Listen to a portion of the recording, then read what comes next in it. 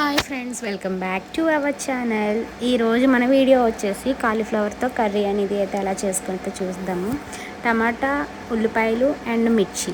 నా దగ్గర కొత్తిమీర, కరివేపాకు అయితే లేదండి, మళ్ళీ కామెంట్లు అయితే పెట్టొద్దు. కాలీఫ్లవర్ అనేది కూడా నేను చూపించిన విధంగా అయితే అంత పెద్ద పెద్ద పీసెస్ అనేది అయితే కట్ చేసుకున్నాను.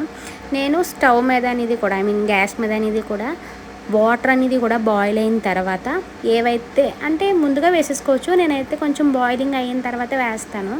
సో ఒక్కొక్క స్టైల్ కాబట్టి ఇది నేను చేసుకునే విధానం. మీరు ఎవరైనా చేసుకుంటే కనుక కామెంట్ చేయండి. ఇప్పుడు మనం పసుపును కూడా అయితే యాడ్ చేసుకోవాలి.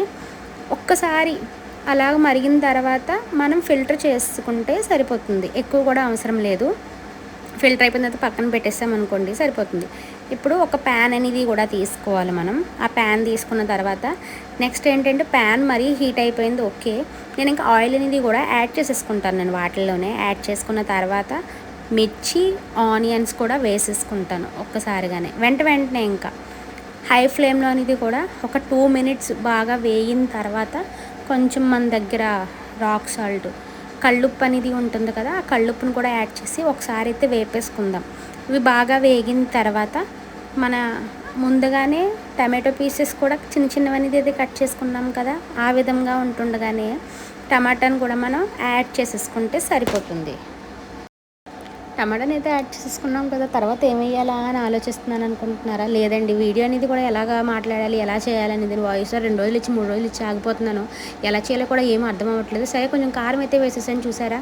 ఇప్పుడు అందులోనే మనం ముందుగా అయితే ఏదైతే ఫిల్టర్ అయితే చేసుకున్నామో కాలీఫ్లవర్ని కూడా అయితే వేసేసుకుందాం. వాటిల్లోనే కొంచెం జీరా పౌడర్ అండ్ ధనియా పౌడర్ని కూడా అయితే వేసేసి ఒక్కసారి కలిపేద్దాం. హై ఫ్లేమ్లో అయితే ఒక్క నిమిషం అయితే ఉంచితే సరిపోతుంది. కరెక్ట్గా ఒక గ్లాస్ వాటర్ అనేది కూడా వేసేసుకోవాలి. వేసుకున్న తర్వాత 15 minutes అనేది కూడా హై ఫ్లేమ్లో ప్లేట్ అనేది కూడా మనం పెట్టేసుకొని కరెక్ట్గా 15 minutes తర్వాత అనేది కూడా ఓపెన్ చేసి చూస్తే చాలా మంచి అరోమా కూడా వస్తుంది. ఎందుకంటే మనం అంత మసాలా అనేది కూడా ఏమీ యాడ్ చేయలేదు కాబట్టి మన ఇంట్లో చేసుకునే ప్రాసెస్ అంతే. నాకైతే ఈ కర్రీ అయితే బాగా ఇష్టం, కానీ నేను తినకూడదు కాబట్టి జస్ట్ కుక్ చేయడం వరకే. సో మా వీడియో అనేది మీకు నచ్చినట్టయితే ఒక లైక్ చేయండి, షేర్ చేయండి, అలాగే సబ్స్క్రైబ్ చేయడం మాత్రం మర్చిపోకండి. ఈ వీడియో అనేది మీకు చూడడానికి లెంత్ అయిపోతూ ఉంటే నేను మీకు ఒక చిన్న షార్ట్ వీడియో కూడా అప్లోడ్ చేస్తాను, అదైతే చూసేసేయండి. డైలీ కూడా నేను మీ ముందుకి మంచి మంచి వ్లాగ్స్ అండ్ వీడియోస్తో అయితే రావడానికి రెడీగా ఉన్నాను. సో వీడియో అనేది కూడా చివరి వరకు చూస్తాను. Thank you so much. Thank you for watching video. Bye. Next వీడియోతో మళ్ళీ మీ ముందుకు వచ్చేస్తాను.